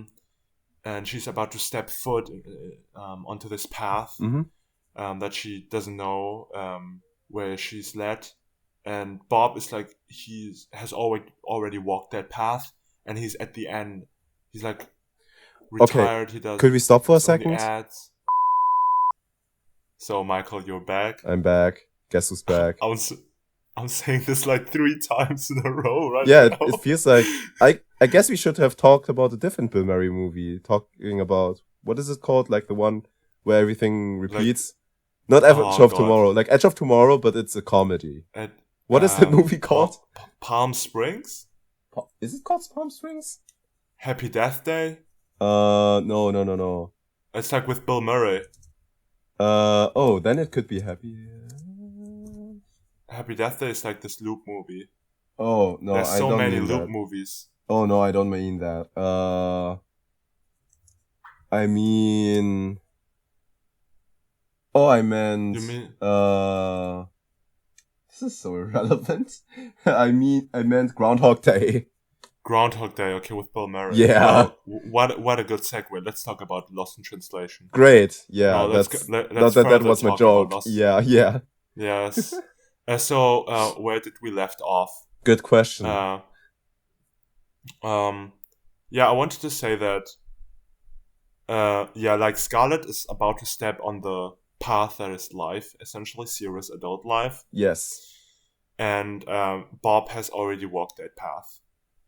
Not completely, but he is in the middle of it. Not completely. Like, yeah, no, it's not in the middle. Like, he's a forgotten movie star. Okay, not forgotten, but he has an ex-movie star. He has his best days behind him, but, his family life is still...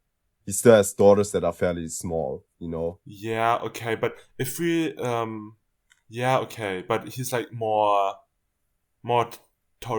oriented toward the end of your serious life. Like, close before death. Close before retirement. Yeah. And everything in between is like, there's like nothing. There's no person to fill in. So we have this person at the beginning and the person at the end. And isn't that, again, like really a fleeting element that really life just passes by? You're at once in the beginning, and if you like close your eyes and open them again, you're like where Bob is. Yeah, like almost at the end. That's an interesting point. I never thought about it like that. But yeah, it does feel... Right? Yeah. Yeah. It does give off that feeling of more of the fleetingness. You're right. Yeah. Yeah. Crazy. So, and also, I realized that, we said that, their relationship got sour toward the end, right? Yeah. I mean... And what's so fascinating is the relationship got sour toward the end, and one day, and afterwards, one day they basically have to part ways because Bob has to fly back. Yeah. I mean, they even talk about how... Doesn't he say something like, oh, let's not exchange phone numbers and everything because it will never be as good as now? Something like that. Right, yes. And that's just like, I don't know, it gives me goosebumps. It just hits. Yeah. It just hits, really. Yeah. Oh. And, oh god, yeah. And, oh my god, this is like so perfect, because, like, even though the relationship got sour toward the end... I mean, it does redeem, it's not that... Yeah, it's not that both people are mad at each other, because they know they will never see each other again. So why be mad, right? Yeah, just pretend. Not pretend, but just make the best out of the time we have together. It's True. Like so great. And for the listeners who've made it this far. We love you. We deeply love you. And Michael, support our Patreon. Support our Patreon. Support Mubi. Support Mubi. This podcast is sponsored by Mubi. Now we can drop the sponsorship. No, for the listeners, Michael actually sent me a video about this philosophy YouTuber. Oh God. Okay, yeah. About fleeting relationships, fleeting moments in life, where a bunch of people meet for a brief period of time and never see each other again. Like, for instance, airport. Yeah. I don't know how. Spontaneous airport meetups. Yeah. Yeah, I don't know how often I have said that Lost in Translation feels similar to, seeing these different cultures and different people in an airport. Yes. Oh my God, right? Yeah. Oh my God, yeah. No, if you picture it, it's kind of, it makes sense, because at the airport you see, as you say, so many different cultures, so many alien faces. That sounds like racist, but so many different people. They look different, they speak different languages, everything is alien. You will basically it doesn't feel not necessarily comfortable, but it's new, and for many people this newness is uncomfortable, but also exciting. They feel it exciting, but they feel kind of exposed. They feel like they have no anchor. And it's kind of, Tokyo is that kind of airport, right? Yeah. No, I'm sorry, I don't know where you're going with this. I mean, I guess I'm just saying that it's not like the most there aren't many. It's not like there are many different kinds of people in Tokyo. It's mostly homogenic, kind of, but not completely. Yeah, kind of, but it's like a representative. Yeah, say that. Yeah. That in the movie's context, yes. Yeah. And I mean, it's just like drifting, and these people are kind of. It's like drifting in this weird thing called Earth, and somehow being stranded there, and somehow you click with one of them, and that's what's making it special. Yeah. And like this person that you meet, that you will only spend a limited time together, is like a person you can, like he says this in the video as well. He's like, in the video, basically. Okay. Yeah. You can talk about everything with this person. You can open yourself up, because you know that this person will only briefly be there. Yeah. It's like it's like the best kind of stranger. Exactly. Yeah, where you're not actually strangers, but you will be again. Yes. Oh my God! Right. Yeah. And that's actually the essence of Lost in Translation. Yeah, it is. Oh God! Yeah. You can't see it, but I'm really smiling. Yeah, I'm really smiling as well. Yeah. I'm so happy that oh my God. So deep. No, just oh my God. Just kidding. Okay, but it's really good. It's a good discussion. We'll cut this part out. This never happened. This never happened. Michael just fucked something up again, so we had to restart. Oh yeah. Yeah. Oh my God. I do feel really Yeah, no, what? I do feel really nostalgic for like the late 90s to early 2000s.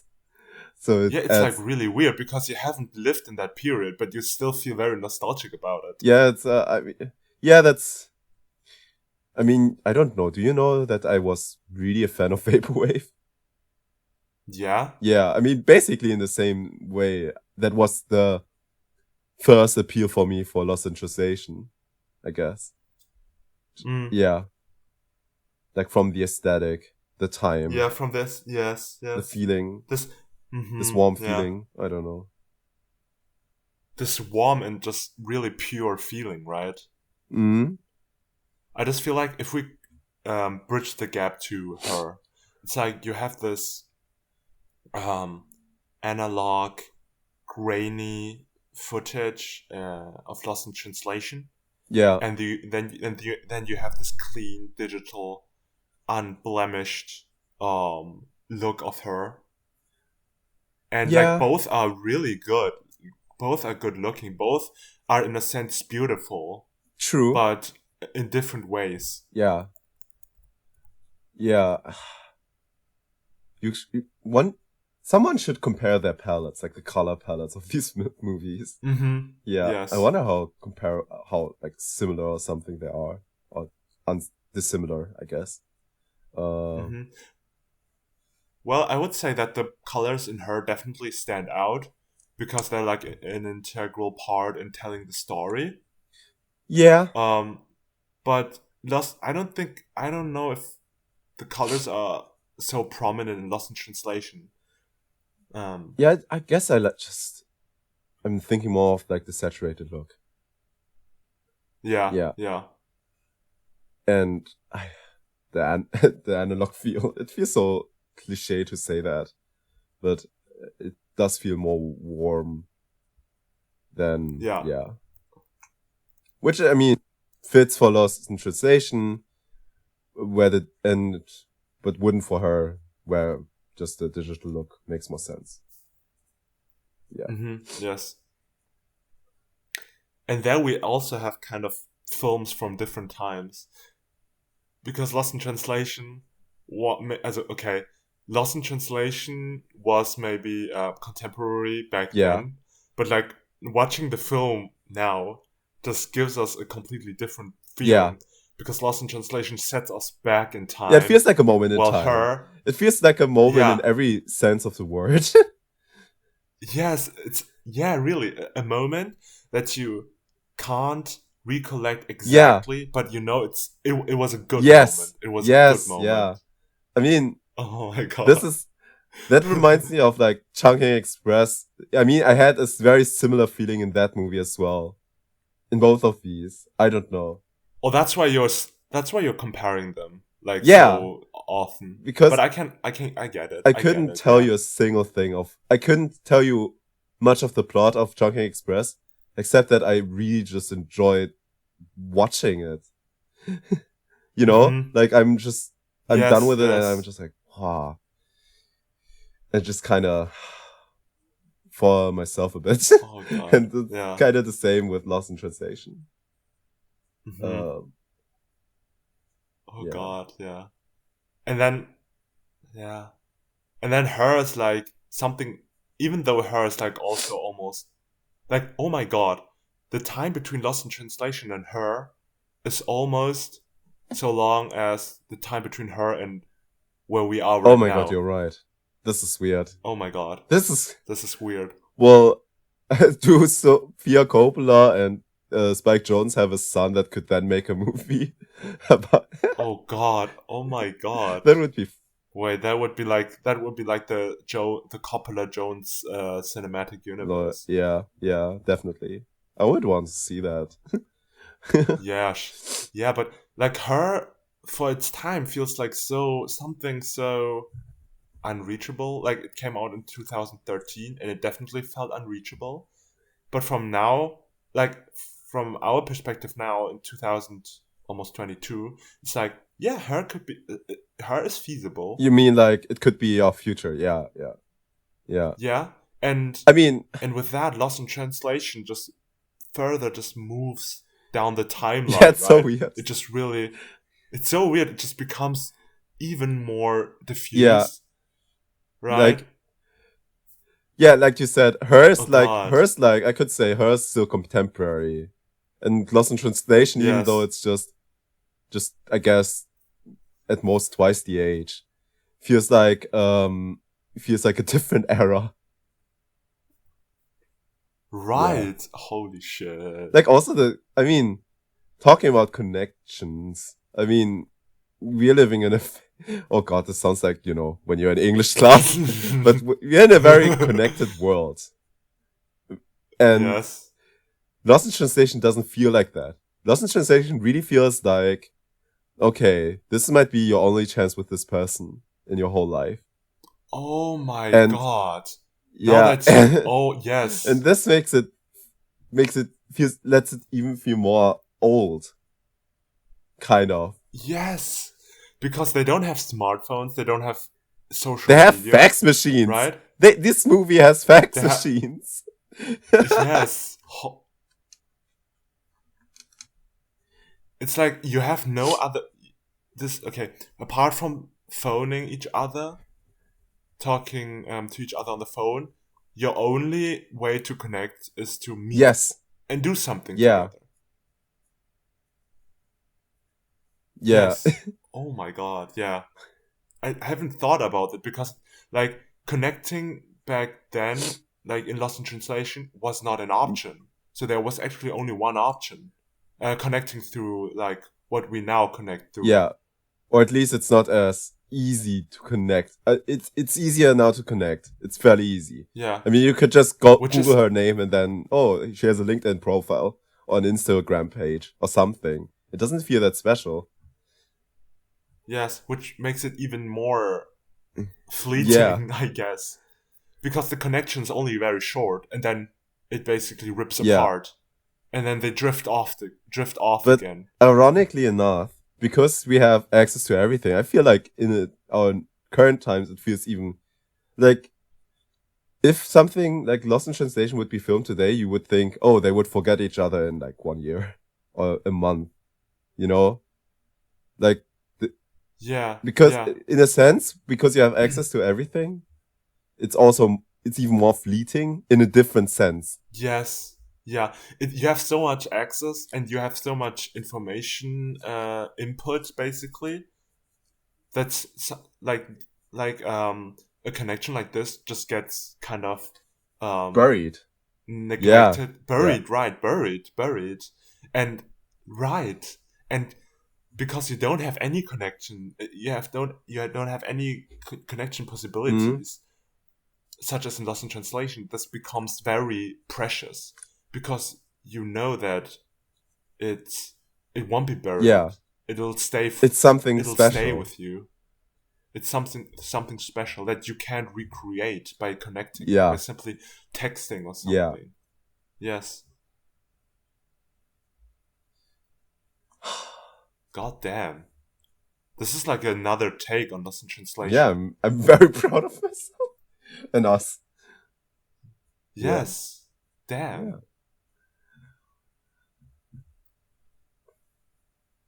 Man, I kind of feel. Oh my god. I really want to cry right now just thinking about the film. Like, I'm in my head. There's like the scenes playing in Lost in Translation. Mm. Oh, I just want to listen Oh to wow. something by Ma Bloody Valentine again. Okay. I really want to listen to the state we're in Oh, by yeah, Chemical yeah, yeah, yeah, Brothers. yeah. That was my last Lost in Translation rediscovered song. Yeah, Yeah. Oh yeah, my god. Just it's so that scene in particular is so yeah. exhilarating. Not to be a boomer, but do movie people nowadays even cast in a similar way scores? Like what Lost in Translation score is so unique, and hers as well. But you know, like Lost in Translation is kind of special in the fact that most of the songs were um already pre-existing. But it's not like your Tarantino shtick with songs that sound Yeah. like your uncle would Yes. enjoy them. That are kind of pulpy, but really just Yeah. these psychedelic songs. Ah, Yeah. like It's kind. Yeah. I'm It doesn't feel like um because sometimes the songs in Tarantino movies are, yeah, it's like uh almost a signpost, right? Yeah, each Tarantino film has to have yeah, like needle drops and really upbeat songs and stuff. But in Lost in Translation, it's like it could as well be a song playing in the night bar, for instance, Yeah, right? but those are very popular songs. At least, like, My Bloody Valentine is a fairly famous band. I can't think of another instance where music was employed like that and that it doesn't feel jarring, like as if they were trying to like simply use it. Yeah. Yes. Maybe Hmm. Guardians too, I don't know. It does. Um, but Yeah. the Guardians is way more similar to how Tarantino uses Yeah, that's true. music. That's true. Yeah. I need more directors that just put their iTunes playlist or Spotify playlist as their movie soundtrack. Yeah. Yeah. Oh man. Oh man, just talking about Lost. Lost. Yeah. Lost in Trance is so good. Yeah. Yeah. Oh, All right. I guess that wraps it up. oh yeah. Sadly it does Yeah. actually. I just Yeah, it sadly does. I mean, yeah. Maybe if you do, you still have something to say no, I'm just about the happy. film? So would you say that Lost in Translation is in general a happy film, No, or it's a. also a I would little say it's melancholic? bittersweet. Because it's bittersweet. Yeah, it's bittersweet. Like, yeah, I think what makes it bitter is knowing that the two won't yeah, meet again. But then you know that they're. But then you realize, wait, it might be actually good because then this moment, this single instance where they met, is something unique and special and can't be but replicated. It's untouched, honestly, in a sense, they basically. will never meet again because if they meet again, they would be different people. Right. Oh my god. So Yeah, yeah, right. They would be different people, and which makes this moment already unique, even if they wouldn't meet again, yeah. so to say. Yeah. Damn. Right. So then you would say that every like every meeting Meeting. Okay. or Zoom meeting. oh god, that sounds wrong. That sounds so wrong. Uh, Every encounter is a very encounter. good word. Yes, every encounter is Yeah, unique because we don't stay the same person. kind of. Yeah, But then you must, yeah, but then you must measure the change, right? Because when I meet you today and then meet you, I don't know, two yeah, days after that, you haven't changed yeah, that drastically. yeah. So, but in this case, yes, you're right. Yes. Oh God, that Mm. felt good, man. That felt Okay, really good. last thing. I've Last thing, which is not going to be the last thing because we're going to so go on meta, so tangents. meta. No, but So meta. Just watch us go on tangents. I wonder why we Yeah, have what? very few What? views. Just kidding. uh, I was just really again thinking about the scene where Bob last minute whispers something in Charlotte's ear. Yeah, Yes, yes. Okay, let's I speculate. don't What want did to he think whisper in her ear? about that. I don't want to think Why about that did you either. bring that up then? I don't Like know. Maybe it's too it's like perfect that everything's gonna be okay. Yeah, it's too perfect. yeah, No yeah, words no can words capture. No words can actually, capture. yeah. I mean, in the same way, we don't actually see the treasure in Pulp Fiction, you know? Right, Yeah, right, whatever yes. Bob in a movie, he just says the most sincerest, genuine shit, and no words can make it work for everyone. So yeah. Mm-hmm. Okay. Yeah, and sometimes you don't have to overanalyze a film. Sometimes um you can um you can just leave things unanswered. Yeah. Yeah, that's true. Yeah. I mean, not to throw shade, but channels that are like 10 theories about what Bob said to Charlotte in the last moment have kind of lost their point, you know.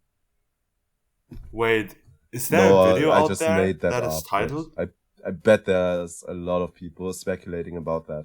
Like with with Inception, if in the end these things where it's ambiguous and people are like, no, I don't want ambiguity. I hate that shit. And then people say, I'm analyzing it by putting some bullshit theory out as to why it's one or the other.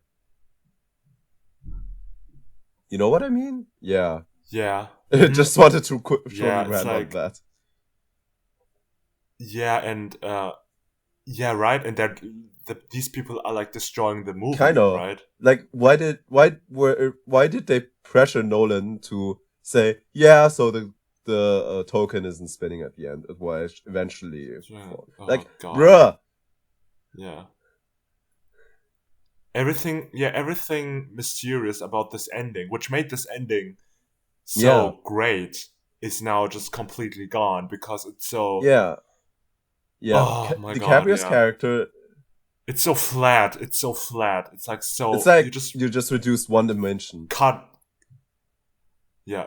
Yeah. Yeah. Right. No, you reduce so many dimensions because each dimension represents one interpretation Yeah. possibility. Like a decision tree. Like a decision. God. Also dimensions, like the song in Her. Yeah. Oh my God. Good song. Good song. Good song. Especially like the second half when The drums drums kick in. and Are those the drums? synth. I don't know. Are these synth strings? I think so. They're not real strings, right? Not real violins. Yeah. Yeah. Yeah. That's that does it. Yeah. Mm-hmm. So Yeah. I guess what we're trying to say is we recommend watching the movies and listening to the movies. Absolutely, because I don't know. They just fit Yeah. so well. I mean, how can you have such a well-fitting I have no soundtrack? idea.